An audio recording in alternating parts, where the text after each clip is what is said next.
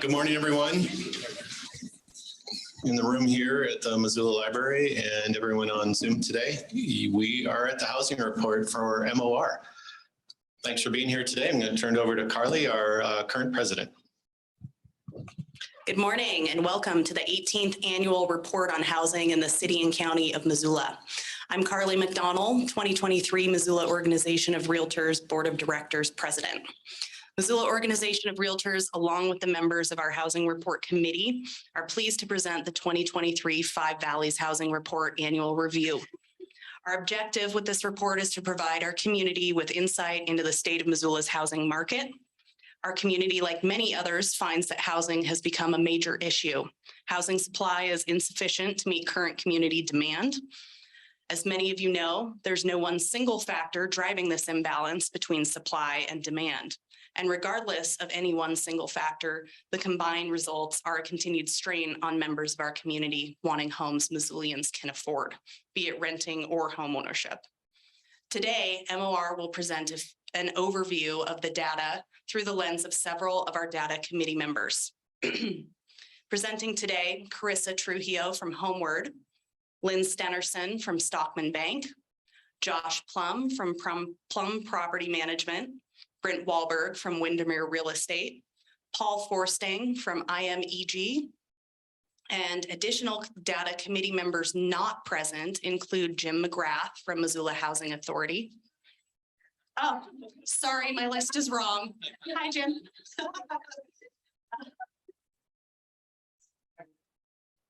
Paul Burrow from Professional Property Management. I'd like to recognize Paul for many years of contribution to this body of work. He is going to be stepping away in the future.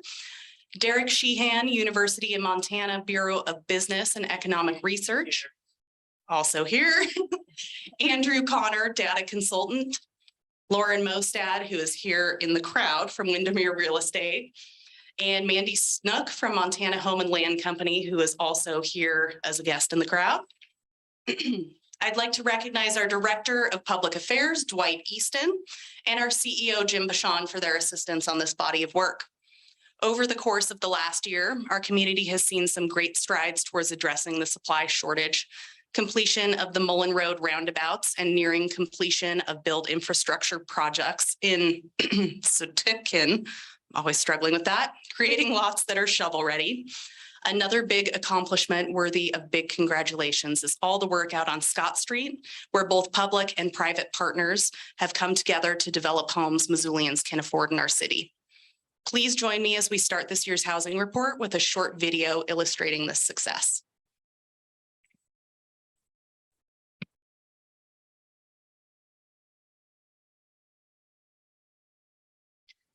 All right, everyone, I get to talk over the video. I'm the voiceover. We are so excited. Jim and I are really excited to present to you about the rental homes that people can afford that are being constructed in Missoula. This is a video from the West Side Place, part of the Trinity Apartment Project. So we have over 500 new apartments coming online in the next year that have restricted rents. And what that means is that the rents are capped to ensure that they are affordable for people who are making between 40 and 60% of our area median income, which is a number that is set by HUD annually. The first leasing is West Side Place, which is the site of the Trinity Project over at the Cooley and Stoddard block by Burn Street Bistro. West Side Place started leasing. We have 2, 3, and 4 bedroom apartments, and there are a total of 202 apartment homes on that site. Next up, we will start leasing Maple Street Flats, which is the Mullen site of the Trinity Project. And that's 1 through 4 bedroom apartments, and that's 100 total apartment homes. And the hope is that those move-ins will begin in April. For folks who are interested in applying for West Side Place or Maple Street Flats, Missoula Housing Authority is the acting property manager, and I'm going to hand it over to Jim. Is this on? Okay, thank you. I see the season ticket holders haven't showed up yet in the front row. And I'm hoping with the snow that maybe Derek will tell us that the winter weather is causing some, dampening some of the in-migration this year. So I'm with the Missoula Housing Authority. We are the city's housing agency, your housing agency. We're happy to participate in this endeavor every year. Our mission is through creative partnerships and innovative development. The Missoula Housing Authority provides quality housing solutions for low and middle income households in Missoula and the surrounding area. If you want a working definition of creative partnerships and innovative development, you're going to see them today and hear about them today. We're excited to be in partnership with Homeward and with others to put a significant number of units on the ground this year. As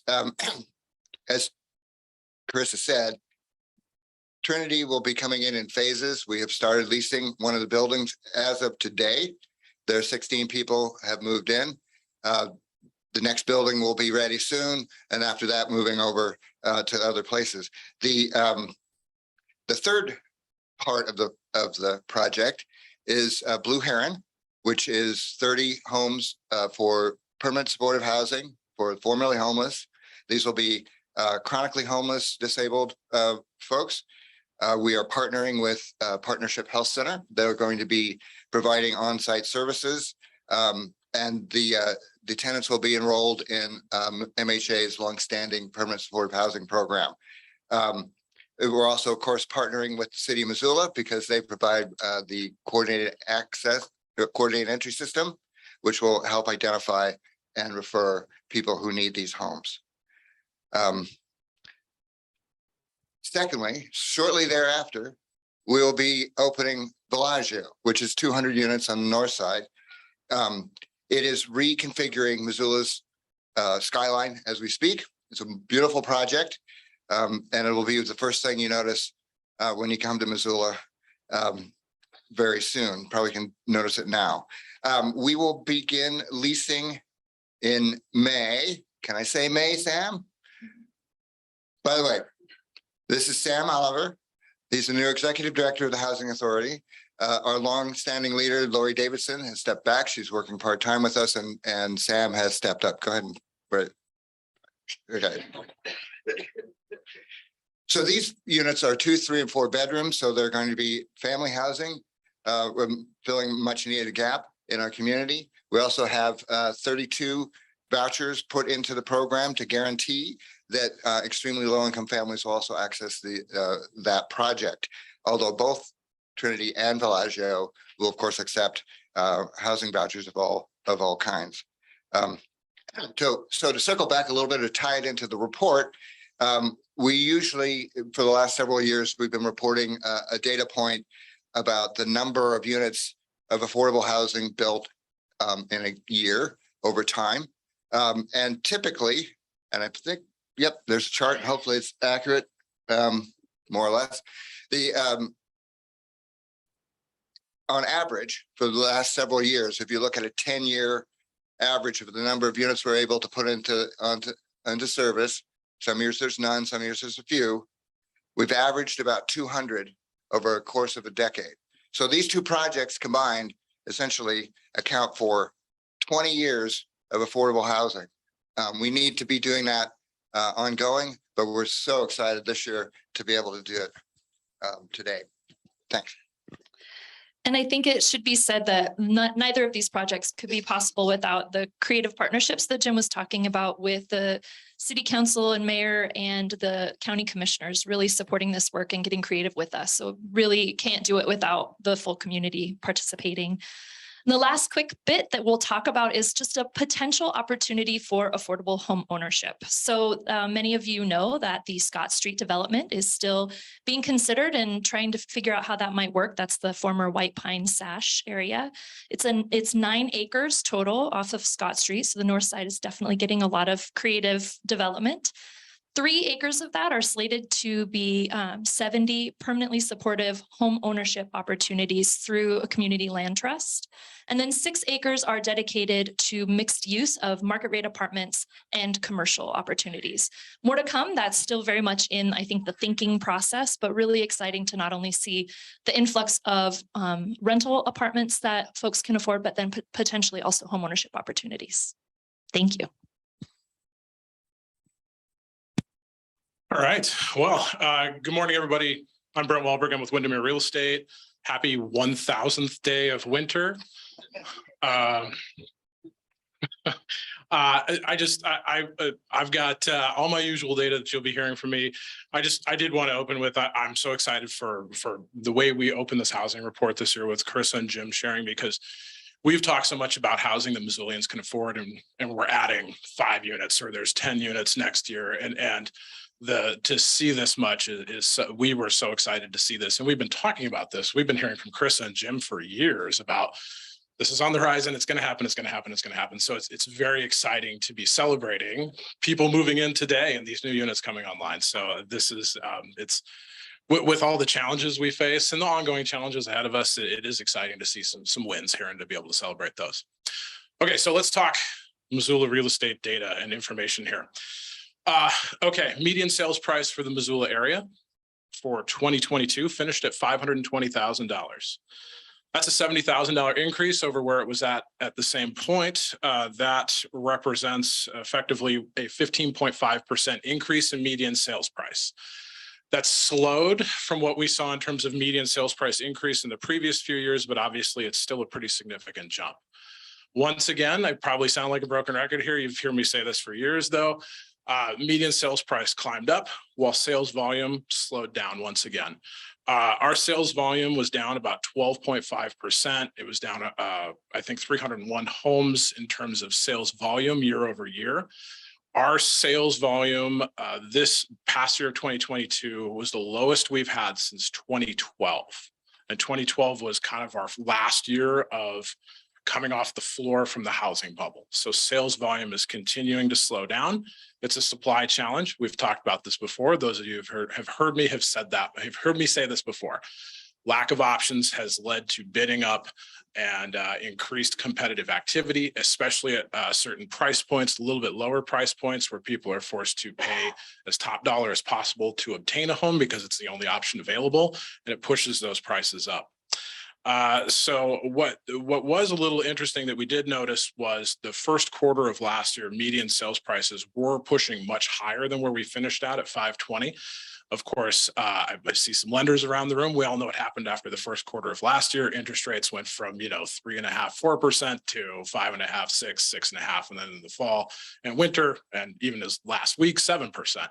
And so we did see that have some influence on median sales price to kind of level that, drop that back a little bit. But of course, it was still a jump that we saw. I did pull apart and look at median sales prices for housing units. If you pull it apart, if you take that 520 and expand it, single family detached homes were 558,000. Townhomes took a great big jump for a median sales price of 521,000. Condo median sales price 330,000. Okay, I'll move forward there, Dwight. Sales by neighborhood. So I think we released this last year, and you can find this all on the MissoulaRealEstate.com website with our 5 Valleys housing report.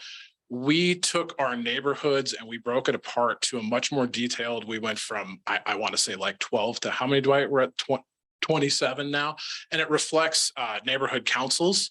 And so you can pull up here and you can see this, all these numbers that are on the screen behind me. But what it's tracking is median sales price and supply and activity by neighborhood council.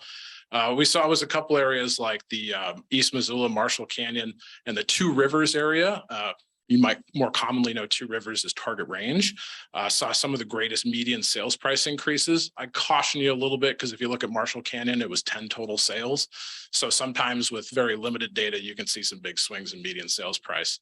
We only had 3 neighborhoods last year with a median sales price below 400,000. And that's the Expressway area, the North Side, and the Old West Side.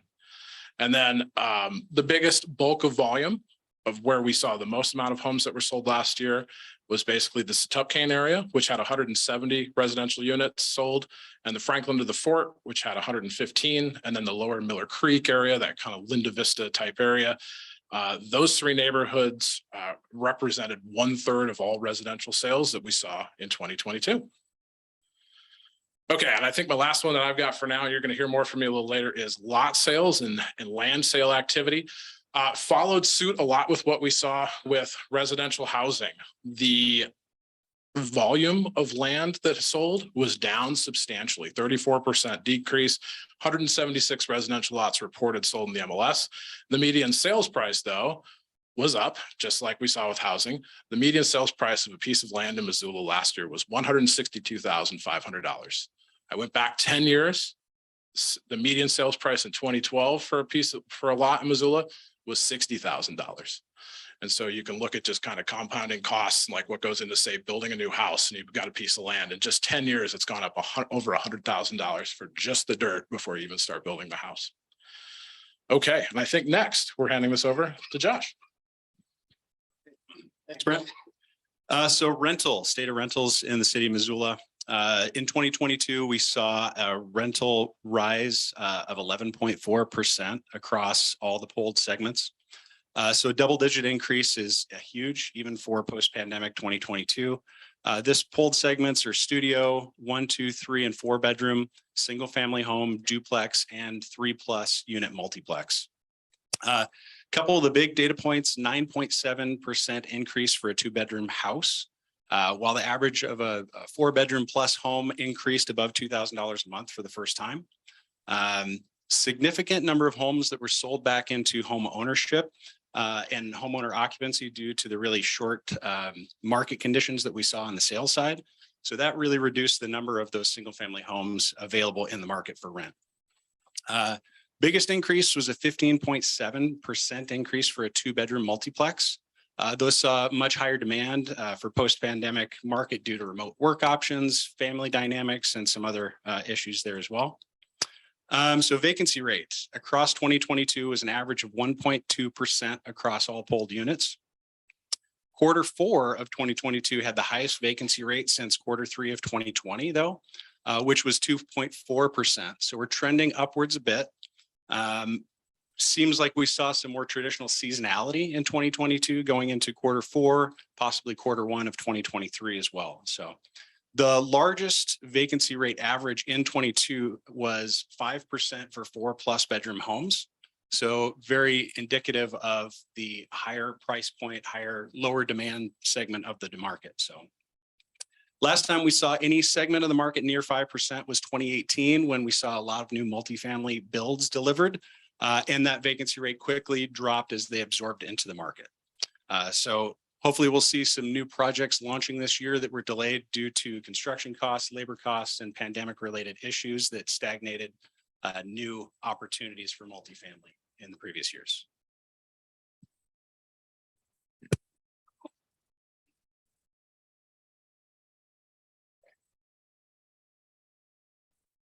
Thank you, Josh.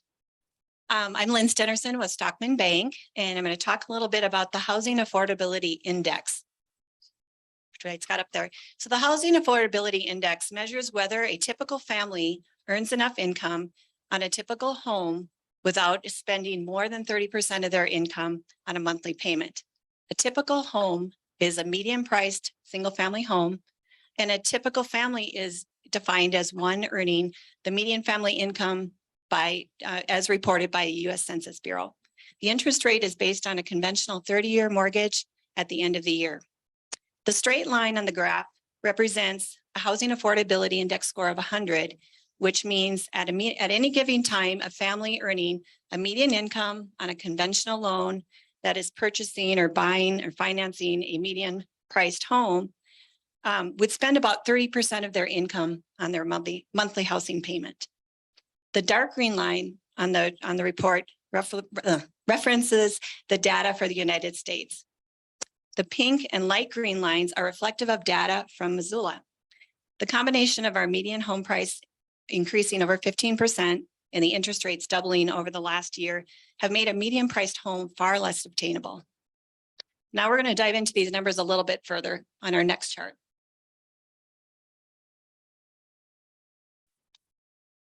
We prepared this chart just to show kind of an example of a buyer with 5% down and a buyer with 20% down purchasing a median priced family home at $520,000. At the end of the year, the interest rate on a 30-year conventional loan was at 6.625%. And for a 5% down payment, the income to be at 30% of this estimated monthly payment would need to be at approximately 161,000 annual gross income to qualify, or be at 30% of income in that price range. The census median family income for Missoula in 2022 was 80,200. The buyer in this scenario would be short approximately 81,000 in gross income.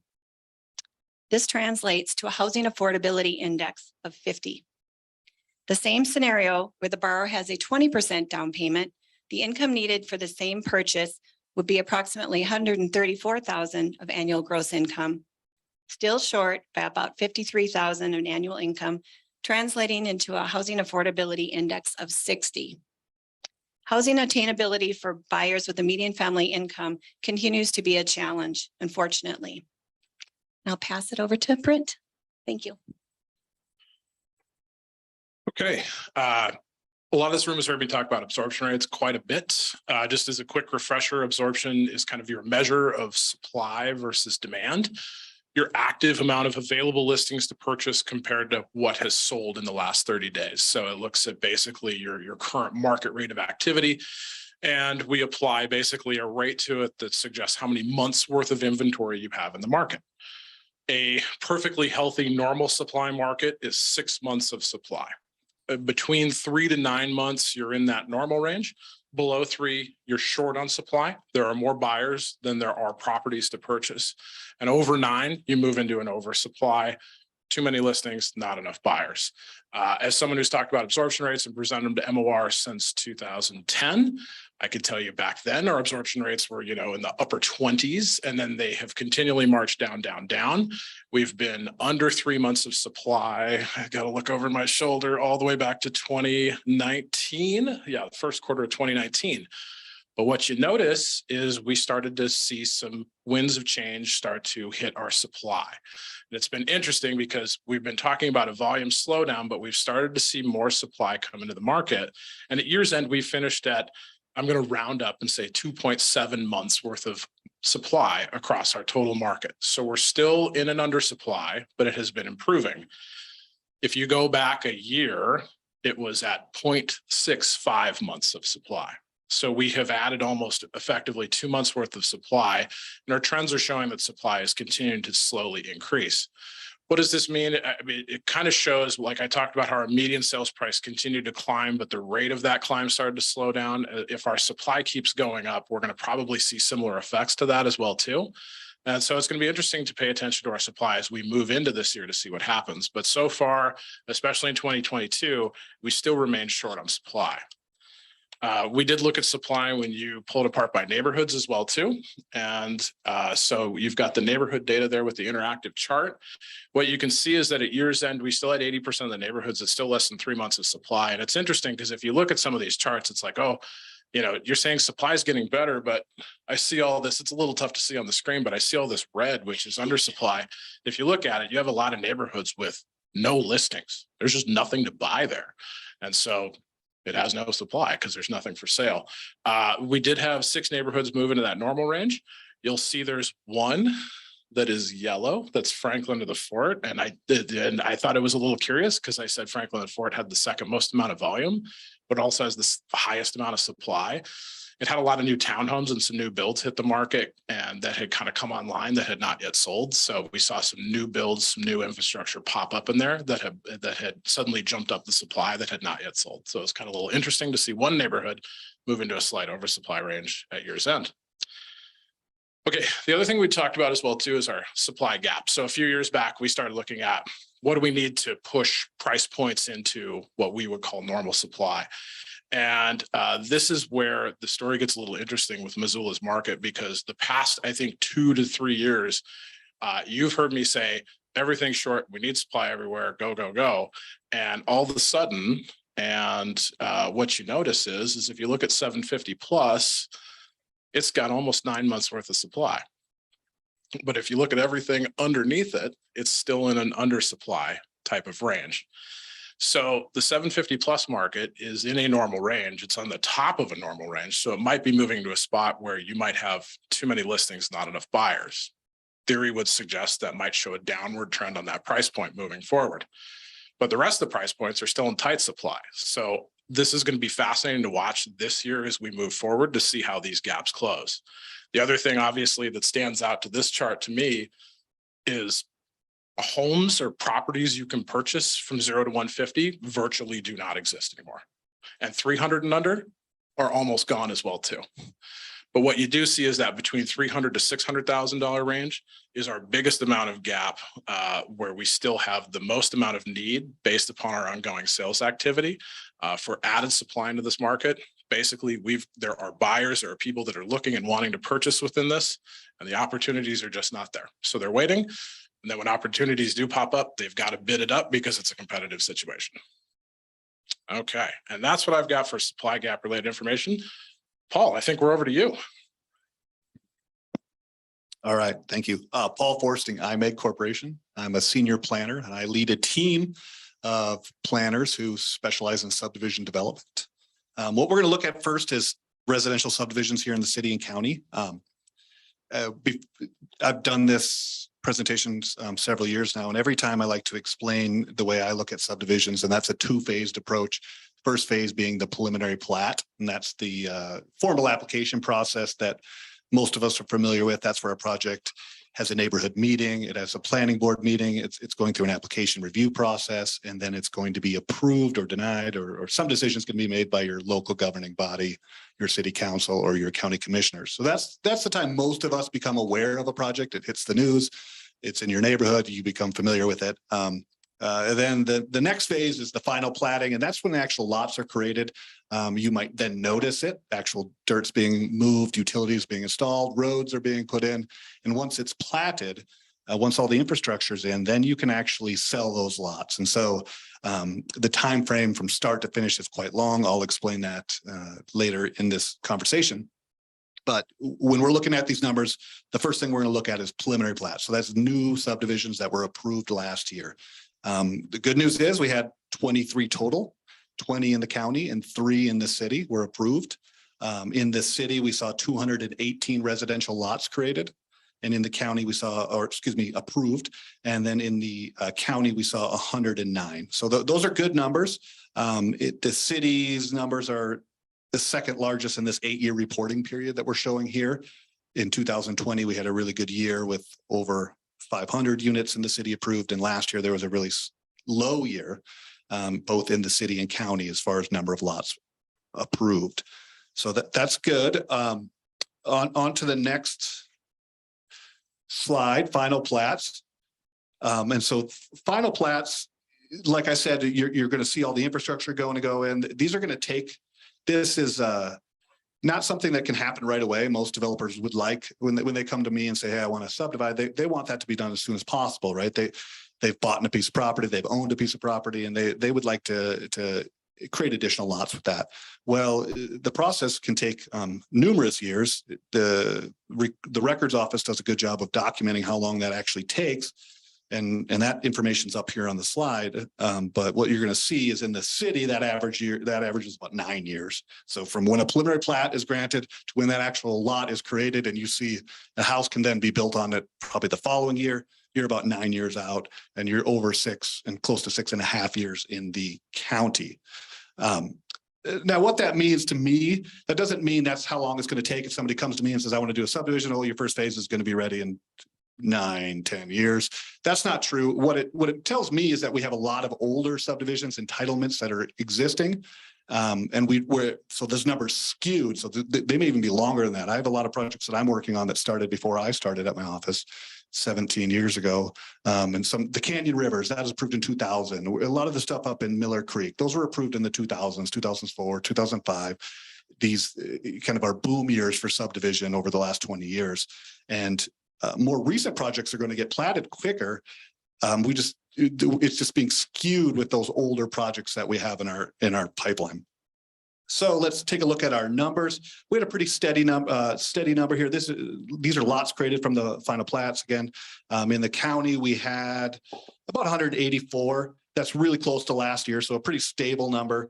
In the city, we had, my numbers are a little bit conflicting here. We've had about 100 were platted in the city. This graph doesn't show that. We got some new late breaking information, which was great to add.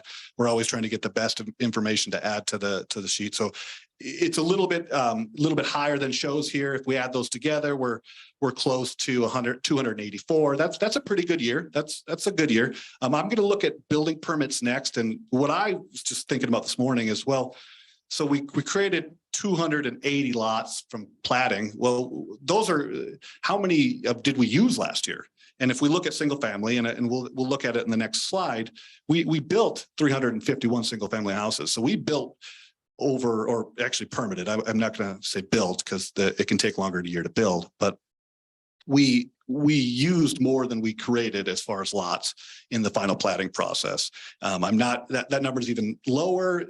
We probably even used more than the -71 I calculated, because that's not accounting for multifamily. They need lots. Duplexes come on lots too. So it's interesting as we think about supply and are we going to have more houses? Where are things going?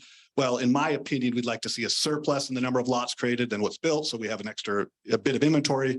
We're using up previous inventory that's there. It's available to us, but it's depleting every year. So let's move on to residential permits.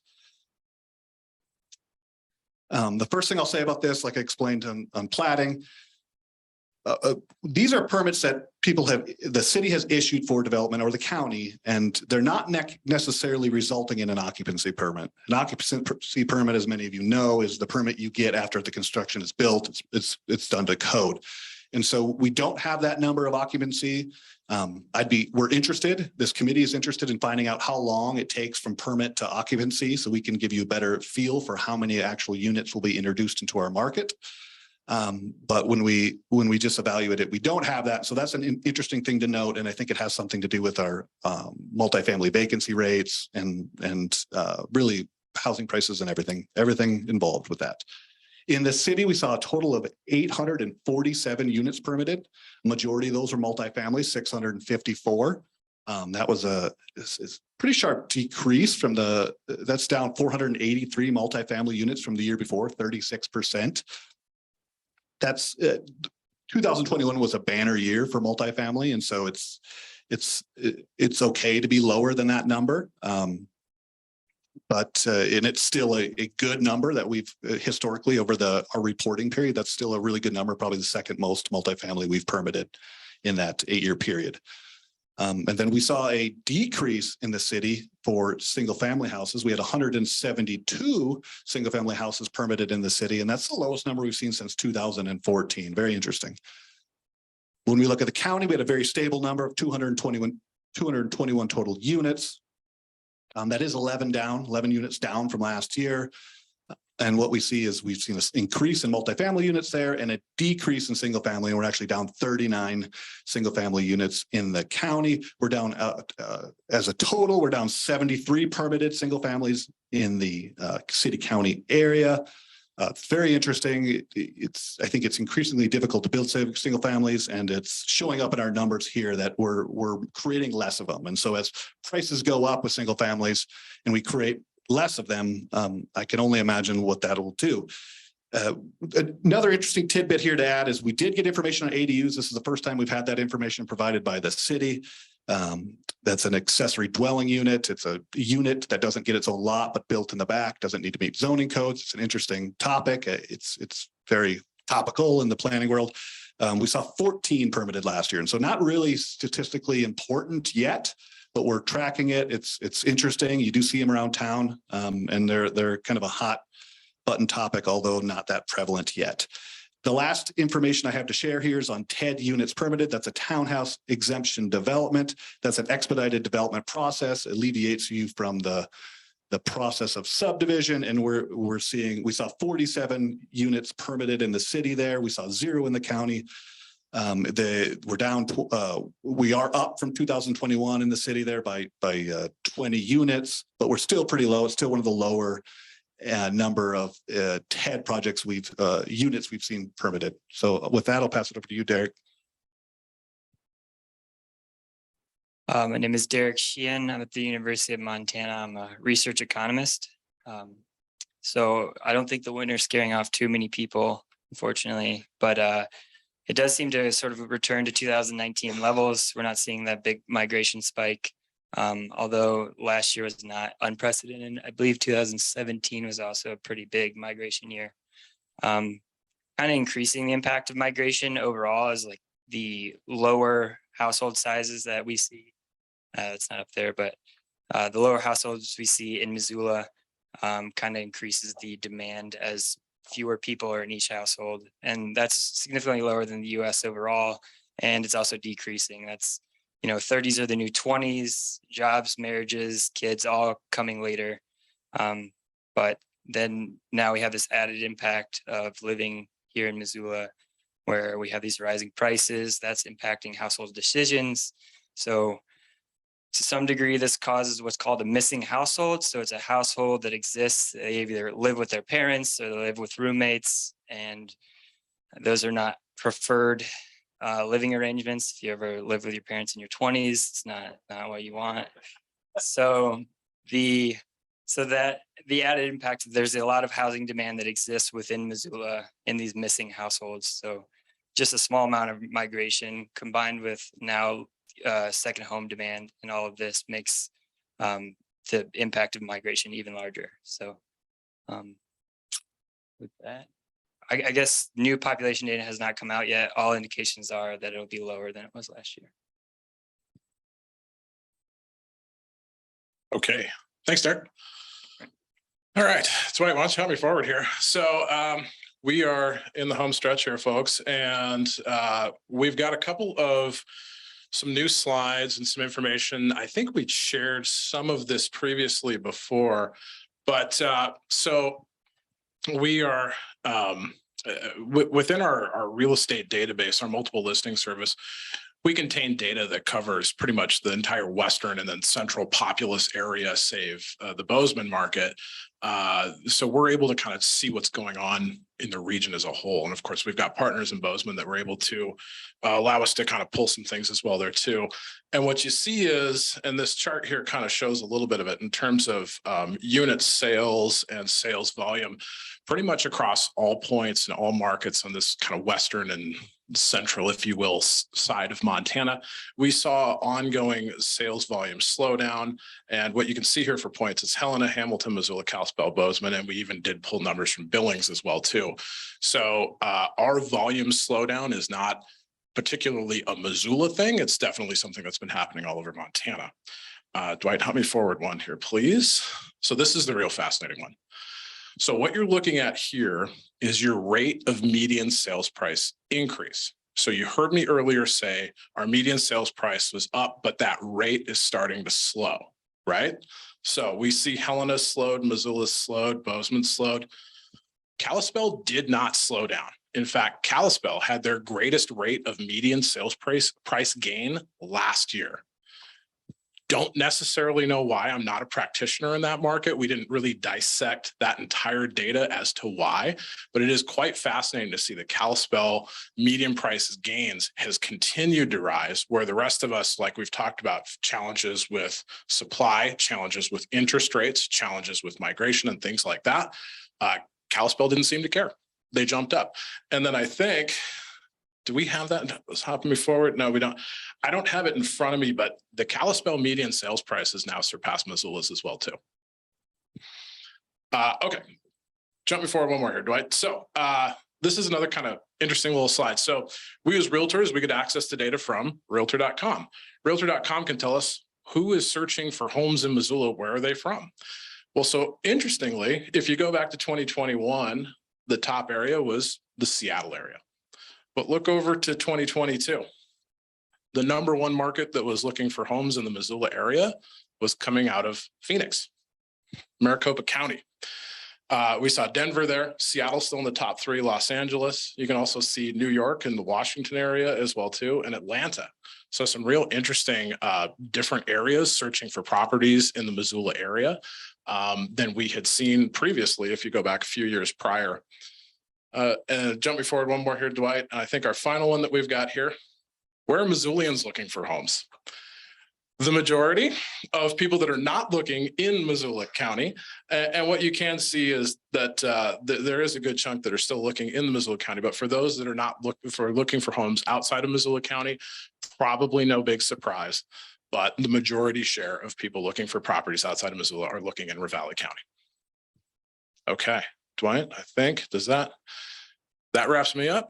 Hand it over to Carly. All right.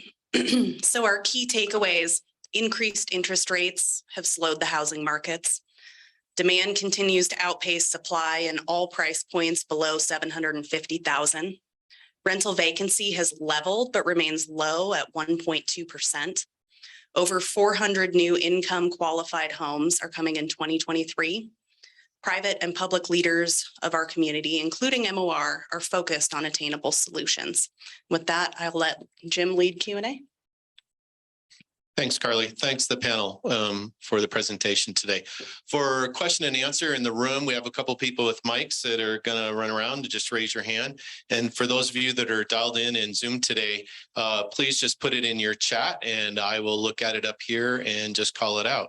So with that, let's turn it open to question and answers. And we have one from Commissioner Schlotnick. Is it working? Great. Thanks a lot. This is a question for you, Paul. Ready for it? What's farther north, Uruguay or Paraguay? Go. Good question. Good question. So you talked about the difference between the preliminary plat and the final plat and what sounds like a really long time. Could you describe some of the things a developer has to do between preliminary plat and final plat? And what are some of the choices they have to make and who are the entities they have to work with outside of government to get from preliminary to final? Thanks. Yeah, outside of government, I'll start there. You have to work with your bank. It's going to cost money. You have to put your infrastructure in. That's the major thing. You're going to have to get your infrastructure designed, permitted, constructed, inspected, installed. You're going to deal with seasons in Missoula. In Montana, you've got a construction season and you don't. So you hope, and then you have, then there's only so many people to do the work, costs. So I think that was the primary thing. It just takes a long time. When that big skew, I think it's important to emphasize that there was a really slow period of time. We have some large phased subdivisions that have these long time periods. And so if something gets filed 30 years from its starting point, well, you can see that's going to skew it, where a new project that comes in, we want to get that done 3 years, 2 to 3 years. It's tough. It takes about a year to get a preliminary plat approved. It takes the fastest plat I've ever seen is 2 years from start to finish. And you can bond for your improvements. You can put up money up front and say, I'm going to create these lots ahead of having the infrastructure in. But you're paying more for that. And you have to put that infrastructure in sometime before the houses can be built. So, yeah, thanks.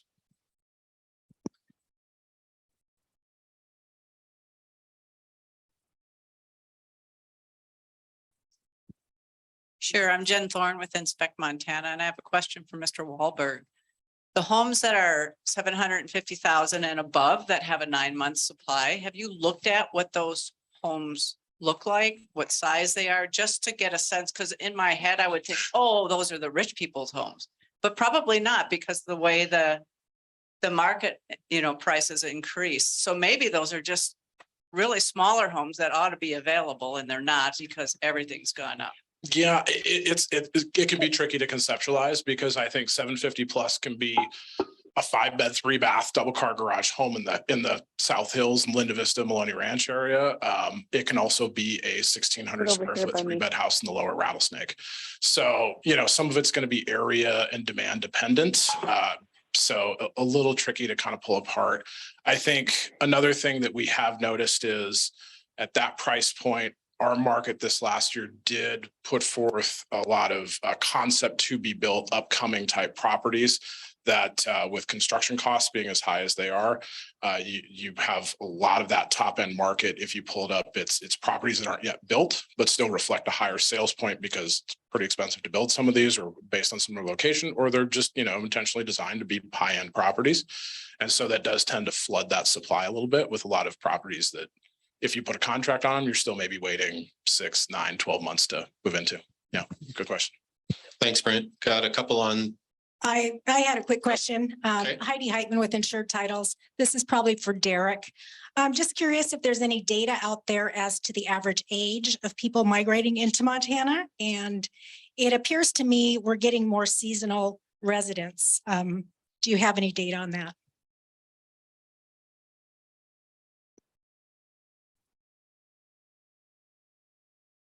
I don't know if I can speak if I've looked exactly at the age breakdown for migrants. I do know that, like I was saying, the size of people aged 25 to 34, the household size is definitely increased over those years. And that's a lot of non-family, like roommate situations. That is for people aged 25 or older in the household. Most of if I break it down by household type, most of the increases in population have been in the non-family household group.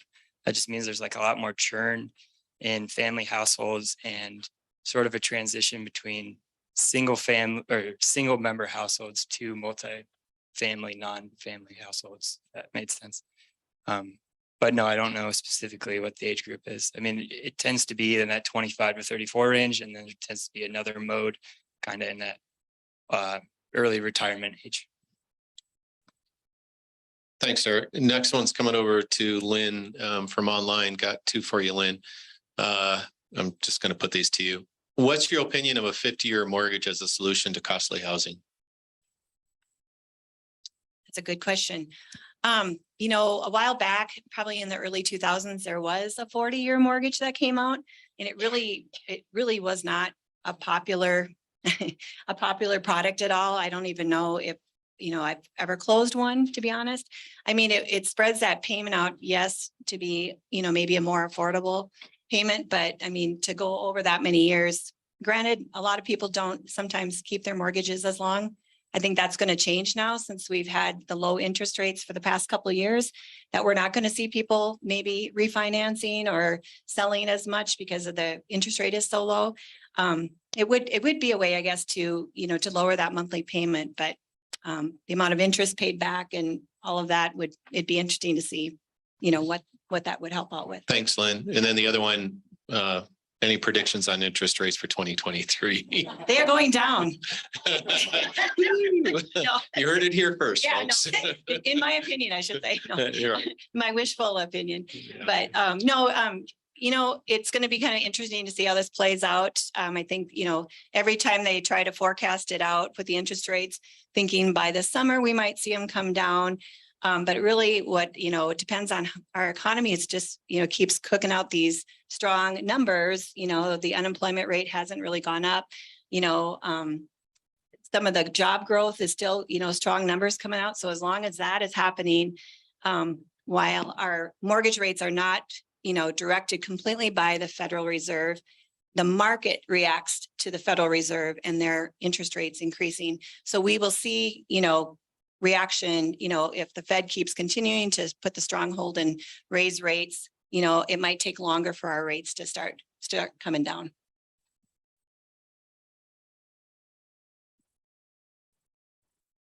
I had a question for Brent, and we talked about this, the upgrade trend and that path. And I don't know if you have a data point on that, but in, you know, the past 2 or 3 years, there was this sense that people were, you know, they could move up because now their existing home is worth more. They might look for something else.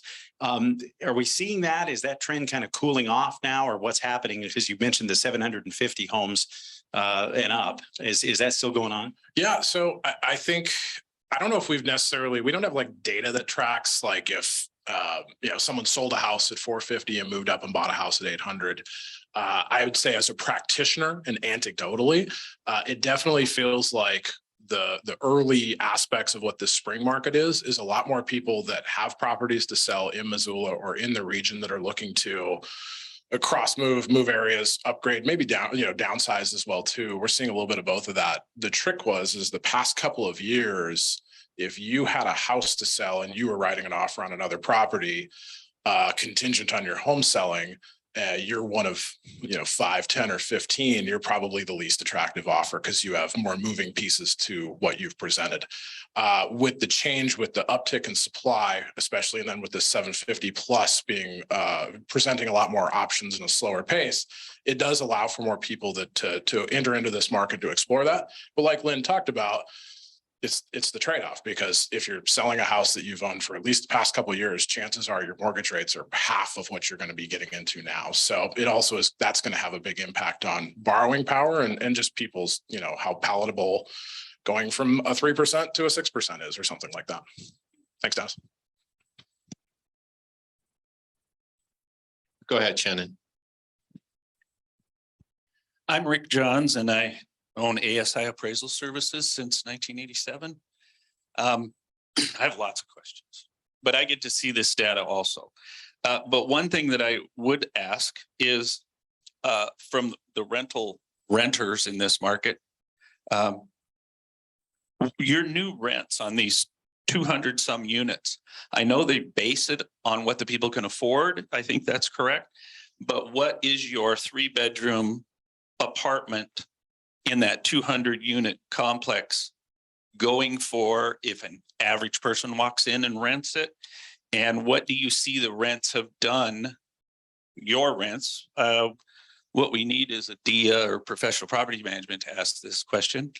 But are the rents still going up on those? Because I'm appraising a lot of the rental units I'm appraising are old buildings converted, duplexes, income properties. And I see the rents are still going up regardless of what the Missoula economy is doing right now. But anyway, to shorten it up, what are those new units renting to, a 3-bedroom just as average? And your old rents, are they still increasing? Thank you. Carissa, you going to take that from Scott Street? And It's a complicated question to answer because the best way I can describe the way that Missoula Housing Authority and Homeward do our properties, it's like a puzzle. And so there may be a 3-bedroom apartment for somebody living at 40% of the area median income. And then there may be a studio apartment for somebody living at 50% of the area median income. So all of the apartments are like a puzzle. And then you go in and you find what's your puzzle piece. So you may be a single person, so you could qualify for a studio or a 1-bedroom, and your area median income percentage is 60%. So then you have to find where you fit in that puzzle piece. And so the price for a 2-bedroom will vary. There's a range, and I apologize, I don't know it off the top of my head. It is on our website, the full range, but it is less than the market rate right now. And all of our rents are not based on market rate rents. All of our rents are based on the median income of Missoula County. And that is a number that is set by HUD.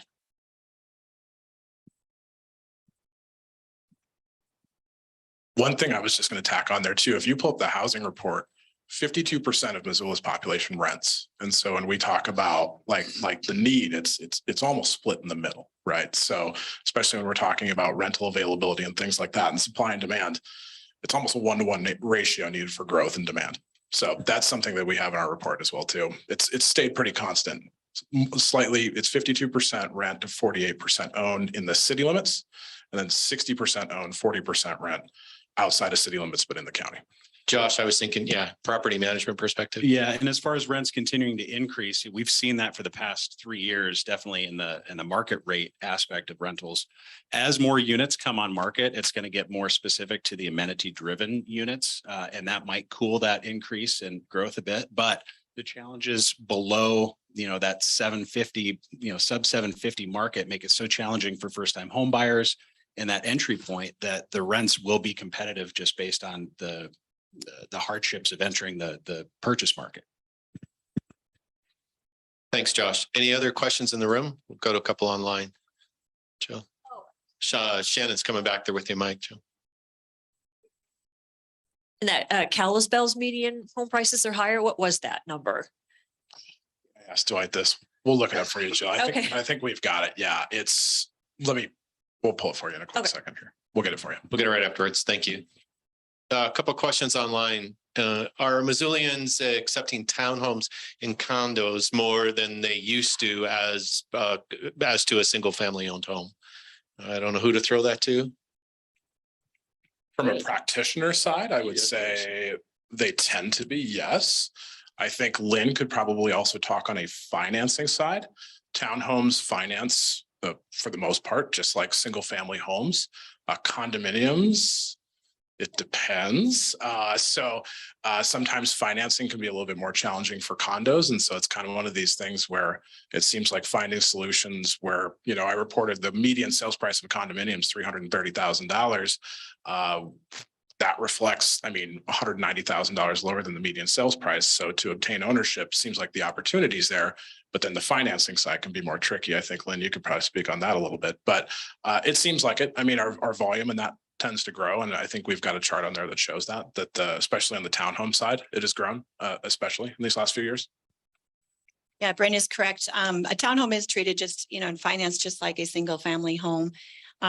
Any townhome or condominium that we look at, we do have to consider the homeowners association dues as part of the housing equation and what we have to use to qualify them. A lot of times those HOAs, cover garbage and other things that normally we wouldn't even look at when we're qualifying somebody, but that is factored in because it's a required monthly payment that they have to make. As far as a condominium, the condominiums, most lenders, the majority of us are going to underwrite our loans to meet Fannie Mae and Freddie Mac's criteria.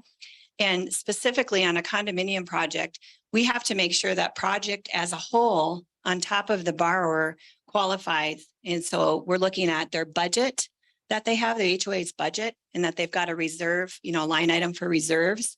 How many of those units in that condo are owner occupied or investment? So if it's too much that it's loaded, that these are all rental units, then that makes it a struggle to get traditional financing on it too. So the condo does bring a whole nother element of with us trying to qualify not only the borrower, but the property that they're buying, that condo project itself. My name is Paul Galvin. I'm with Keller Williams. And I was just curious specifically, and I don't know who can answer this, in regards to the road infrastructure for North Scott Street with 200 plus units or whatever it's going to be. Is there a plan? I think there probably is, but what is this specific plan to expand Scott Street, to make it wider, to make it more safe? Having family members who live in that area, that road is used as a through road, and people drive well over the 25-mile-an-hour speed limit. And I was just curious if anybody knows exactly what they are going to do, if anything. I mean, it sounds like many more units will be built over there. So just curious. I don't have particular information about infrastructure expanding, but I would encourage you all to visit the Engage Missoula website where they'll be updating any projects that are happening, including the Scott Street Bridge White Pine Sash project. Is that a new question, Shannon? Yeah. 1 second. Go ahead. 1 second. Kalispell median sales price, $583,500. $583,500 for Kalispell. Hi, Julie with MEP. I know a lot of it depends on supply in this price range, but any trends in down payment assistance programs or utilization of programs like that?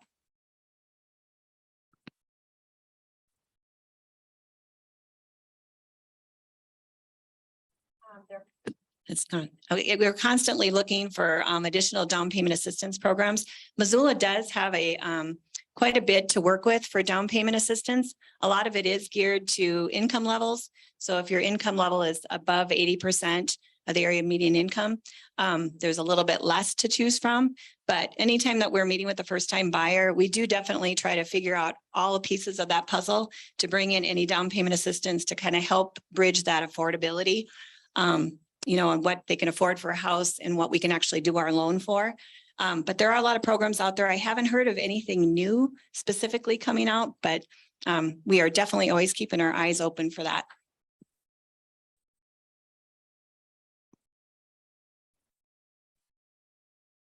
Did it work? Oh, hey guys. My question piggybacked on Jill's with the data about Kalispell. Did that include Whitefish and all of the cities around that area as well, or just the Kalispell area? Just Kalispell City. Cool, thanks.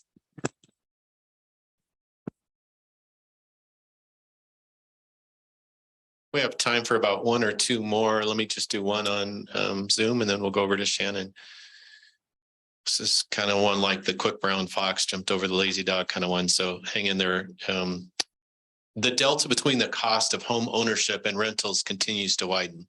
If the average rents are in the $1,600 to $2,000 price range for 2-bedroom, 2-bath, or for 3-bed, 2-bath, and the cost of home ownership includes taxes, insurance, HOAs, is around $2,600 to $2,800 for a home that costs $425,000. how much demand will there be? And is it too significant of a hurdle to overcome? And will folks be able to stomach that kind of payment for home ownership? Moment of silence for that one. I mean, I think Lynn could speak to some of on the finance side, but I would just say, you know, as we always assess these things, it comes down to comfort of payment and of course, with as people assess, at least on a purchase side, the lenders with regulations and requirements, it's not going to be a complete overextension type of thing. But I think the fascinating thing to watch that we've talked about is these lack of options, and then the mortgage cost, the ownership costs of these properties. Is it going to push more people to rentals, or is it just going to push people completely out of Missoula? More people are looking in Ravalli. Is it going to push people out of Montana entirely? Is it going to push people, especially when it comes to more affordable rates, more attainable rates, housing that Missoulians can afford effectively? Is it just going to drive them completely out of the area if there's no options? I mean, I would tend to think so. And to jump onto that too, it is, you know, every time we're qualifying a buyer, it is specific on that individual. As we looked at when we were kind of comparing that housing affordability index, the 30% of your gross income has kind of always been the rule of thumb, you know, that your house payment's not more than a third of your income. But if you have somebody that sits down and maybe they're the first time home buyer and they have no other debt or anything, can I push their housing payment up to 35% of their gross income and get an approval? Yes, I could, because they don't have any other debt. And if they're comfortable with that type of a payment, you know, we're able to do financing on it. So it really, it's kind of hard to in general answer, but it does, when we meet with them, we do want to make sure, what are you comfortable with the monthly payment, you know, and not push somebody. But if that be all house, you know, shows up and they want to buy it and it's going to raise their payment by $100 more a month, and they're like, I can do this. I don't have to have coffee, you know, every day, you know, pick up a coffee or something like that. So, you know, it really just, it just depends. Everybody's situation is different. And that's what we love about our jobs is, you know, you're always working with, you know, different circumstances to try to make it work. So. I know we're 2 minutes over, but I do want to promote the fact that HomeWare does offer first-time homebuyer and financial education classes. And the idea of like one less coffee a month, those are creative solutions that you can come to transition from rental to homeownership. Roommates are an option to bring in, not that you can include a roommate as part of your financing structure, but that could support your ability to pay that rent. In addition, there is a potential of 70 new homeownership opportunities in a community land trust. And that is a really wonderful alternative to renting. There are restrictions, of course, on how much the resale value can be, but it is a really great option for folks who maybe don't feel like they can jump fully into homeownership, but they are not interested in continuing renting. So thanks, Chris. I know we're over time. We're going to do one more question, then we need to wrap. So go ahead. Thanks very much. My name is Danny Tenenbaum. I'm a former state legislator, currently on the housing task force, the governor's housing task force. I don't know if it's still active. One reform that I've heard that may be coming along the pipeline at the city council level this spring is a reform of the transit-oriented development ordinance, so that I think it's currently builders can apply for a 15% reduction in parking requirements if a parcel is, I think, within 500 feet of a bus stop. And I think the proposed change is to just eliminate them altogether, parking requirements within a half mile of a bus stop. And I'm wondering what effect could that have, or do you anticipate that having on supply going forward? Thanks, Danny. Great question. I think we're going to have to get back to you on that one. I think it's a really in-depth question, and I'm sure Dwight's captured that, and we'll follow up with you. But thank you. Yeah, in the moment, I think that's a tough one to just answer. So great question. Thank you, everyone, for coming out today. Greatly appreciate it. Everybody on the Zoom call today. Look forward to see updates in the next couple of quarters. Thanks again on behalf of MOR.